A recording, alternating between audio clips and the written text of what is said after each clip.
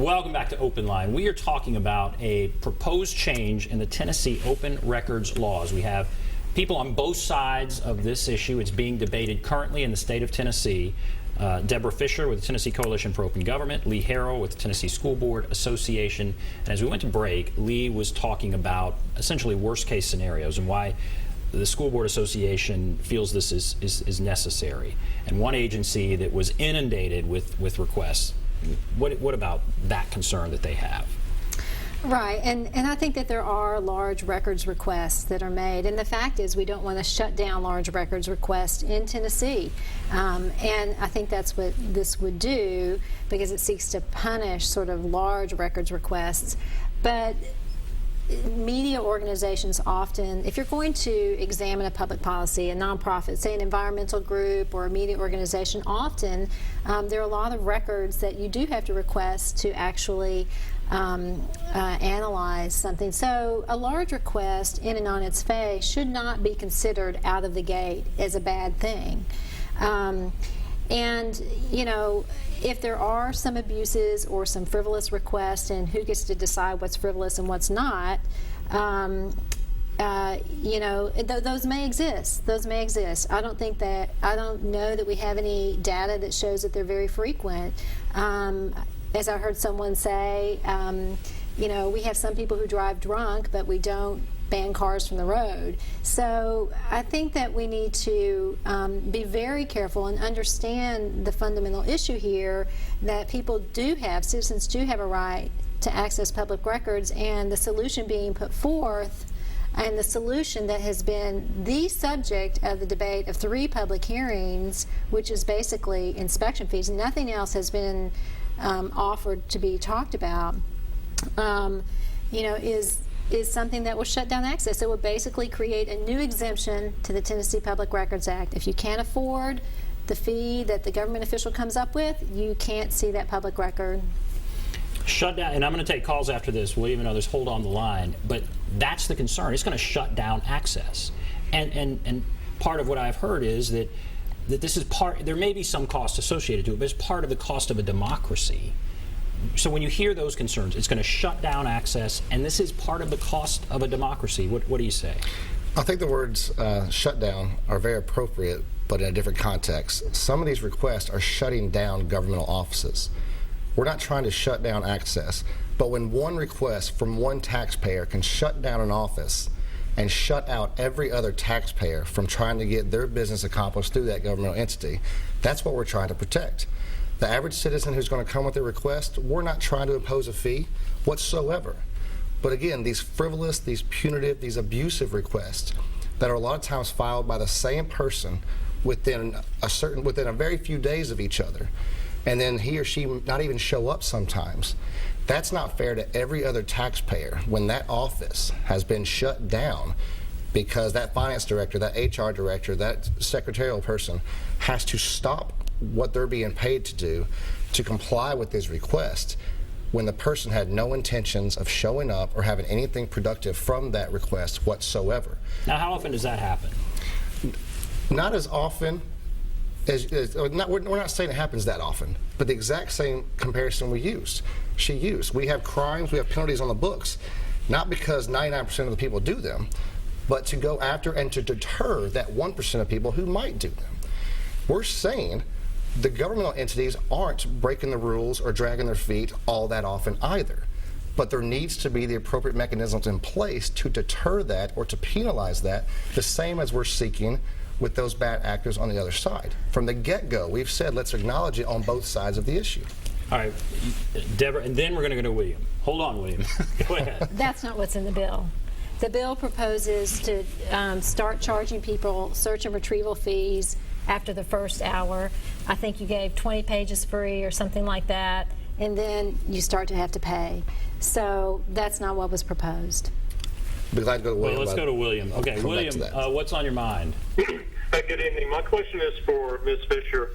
In light of the proposal, from what I understand, introduced last session, that included a great deal of time and a lot of pages that could be reviewed at no cost, which ought to cover almost every request that you can name.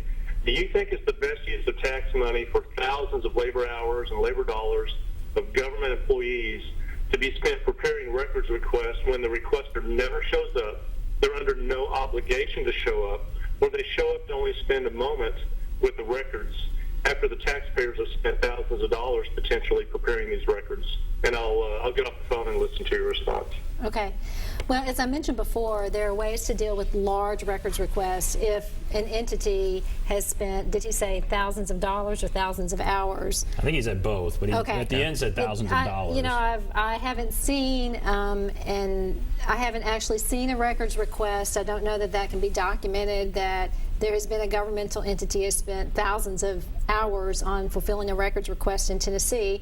But if that very unlikely scenario did occur, there is a way in the law to, you don't have to shut down an office. We keep hearing that. You don't have to shut down an office to do that. And I know several entities, because I've heard from requesters who have provided records. They'll say, we're spending 5 hours, we're spending, on this a week, we're spending 3 hours on this a week.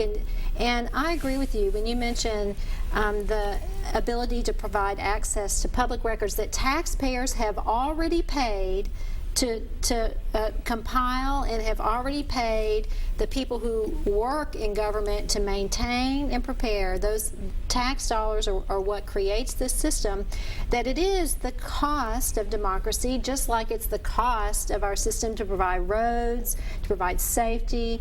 And the problem is if you create a system where you shut down access and people can't know what their government is doing, what do you have? If people in our country, in our state, in our local cities cannot find out what is going on because there is a system of fees that you have to pay, like a poll tax to vote, what are we left with? So is it worth it? Yes, it's worth it to spend. If a school district has to spend 10 hours 1 week or over the course of 3 weeks to fulfill a public records request, yes, I think it's worth it. I think that we can afford that in a transparent society, and frankly, we should get past this and be spending our time talking about how can government be more efficient in their record keeping? If we start at the idea that transparency is actually the goal and providing information to citizens who've already paid for it is the goal, then we can start talking about, ways to make that process more efficient, more helpful. What do you think of that? Well, to go back before the caller right quick, when he talked about, when she said that's not what's in the legislation, that's not what's in the bill. The bill says X, Y, and Z. Again, I went to the advisory committee in January of 2013, said I know all stakeholders have issues. I know not everyone likes the law. I know there are reasonable problems that we can address. Let's get together and talk about that. Nothing happened. 2014, I went back to the Press Association. This is still an issue. I know you want to change maybe the number of days before you get notified. I know you might want to change some of the other provisions. You might want to put teeth in it. Let's talk about that. Give me some language. Nothing happened. January of 15, went back to the Press Association before the bill in question was ever filed and said, let's get together what concerns. They said we have to see language. And it was immediately evident that without a bill being filed, no conversations were going to take place. We filed a bill knowing that was not going to be the bill. If you go back and look, the merits of that bill were never once debated in committee, but it led to dozens of hours of our conversations, of us talking with the Press Association and other stakeholders, trying to find some resolution, trying to move us forward. And without that bill, that neither I or my sponsors thought was the silver bullet, this would not be happening right now. So we had to get that momentum started in some way. And then one more comment, she talked about the price of democracy, such as roads, such as safety. We're talking about situations where one or two people are getting all the benefits of democracy and other people are being shut out because those offices, maybe you're not hearing about them, maybe we don't have hard data on them, but when a small central office of 3 or 4 people is spending 20 to 25 hours a week on a request, that's shutting down those offices. It sounds like you have a great deal of trust, though, that once we institute a law like this, that it won't be abused, that if government entities are allowed to charge after a certain amount of time, that when there's something that they don't want out there, they're not going to find a way to start charging and to start obscuring and to start hiding. do you have a lot of trust in government that they're not going to do that when there might be something that they don't want out there? I have a lot of trust in the majority of governmental entities the same way I do a majority of the citizens of Tennessee.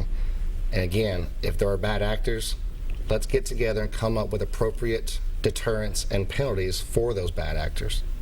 All right, we have to take a break. Tiffany and Taylor, hold on the line. We'll get to your call, and if you want to call, there's the number, 615-737-7587. We'll take a break. Be back right after this.